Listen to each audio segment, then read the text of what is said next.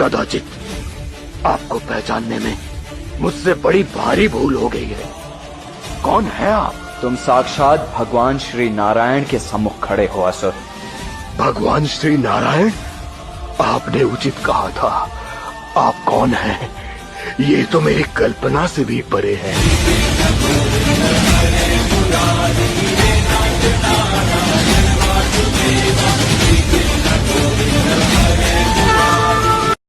वासुदेव कृष्ण यदि पांडवों के पक्ष में खड़े हो गए तो फिर मेरा छल भी तुम्हें विजय नहीं दिला सकता।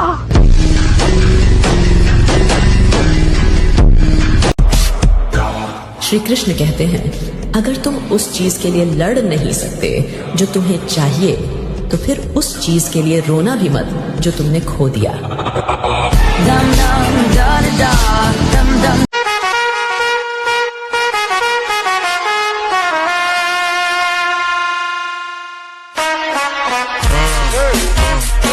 गीता में लिखा है, अकेले खड़े रहने का साहस रखो, क्योंकि ये दुनिया ज्ञान तो देती है लेकिन साथ कभी नहीं।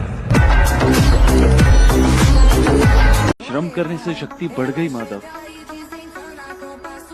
नहीं पार, सहायता करने से शक्ति बढ़ गई। किसी की सहायता करने से सदा ही शक्ति बढ़ जाती है।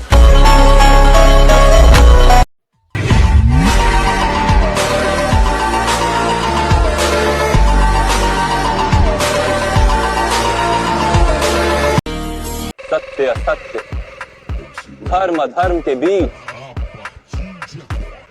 जब भी तुम्हारा मन संतुलन खोएगा,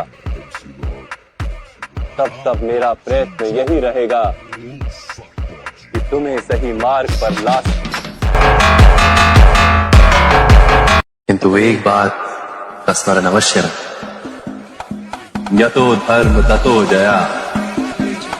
जहां धर्म है वहीं विजय।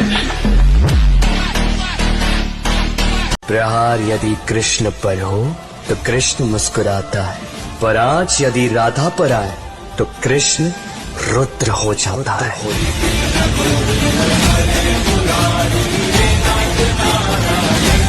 360 साल बीतते तब जाके देवताओं का एक साल बीतता है। 17,28,000 वर्ष का था सतयुग, 12,96,000 सालों का होता है त्रेता युग, 8,64,000 वर्ष का होता है द्वापर युग और 4,32,000 वर्ष का होता है कलयुग। जब इन चारों को टोटल कैलकुलेट करोगे तो मिलेगा 43,20,000 वर्ष और 43,20,000 वर्ष का होता है एक चतुर्युग और 43,20,000 वर्ष को 1000 से मल्टीप्लाई करेंगे तब जाके ब्रह्मा जी के केवल 12 घंटे होंगे। 2000 से गुना करोगे तो ब्रह्मा जी का पूरा एक दिन होगा, यानी कि 24 घंटे। और इन 24 घंटों में धरती पे 14 मनु बदल जाते हैं और ब्रह्मा जी की आयु है 100 वर्ष की। तो अब आप अंदाजा लगा सकते हैं कि ब्रह्मा जी की आयु कहाँ है। एक बहुत ही शॉकिंग पार्ट कि जब ब्रह्मा जी के 100 वर्ष समाप्त होते हैं तब जाके नारायण जी की सिर्फ पलक झपकती है। और ये जानकारी अगर आपको गलत लग रही है तो आप श्रीमद् भागवत गीता के 3य स्कंद के 11 अध्याय को पढ़ सकते हैं।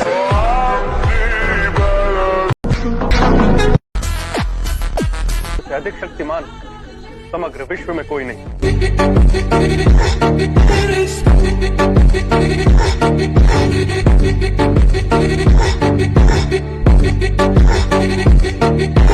वानरों